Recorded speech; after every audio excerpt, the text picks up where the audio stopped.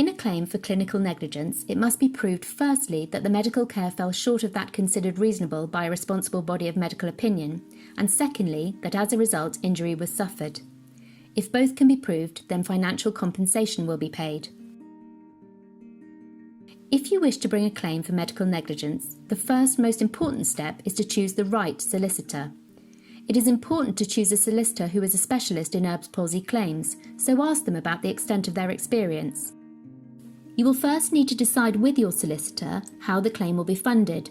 There are costs involved in bringing a legal claim, which include lawyers' fees, court and expert fees. There are different options, such as legal aid, conditional fee agreements, and legal expenses insurance. Your solicitor should explain these to you.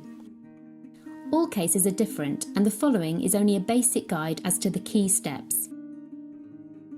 Medical experts will be instructed to provide an opinion on the medical care and cause of injury. They will do this based on the medical records, their experience, and your statement of what happened.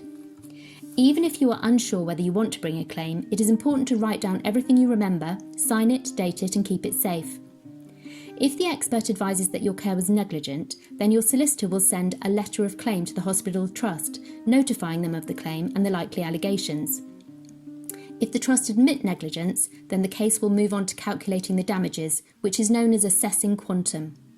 If the trust deny negligence and your solicitor advises that the prospects of winning are sufficient, then the next stage is to bring court proceedings. A barrister will prepare the legal documents to be lodged at court.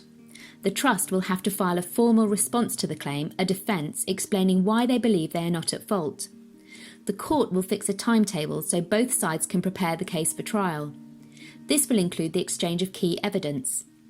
It can take many months to reach trial, but very few cases get that far. Most cases settle or are discontinued before trial, as each side exchanges and considers each other's evidence and re-evaluates the strength of their case.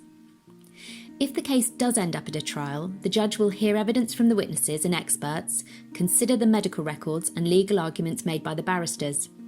The judge will then decide whether the claimant has proved their case on the balance of probability.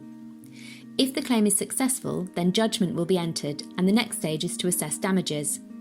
If the claim is unsuccessful, then that is the end of the case, unless there are grounds for appeal, which is rare.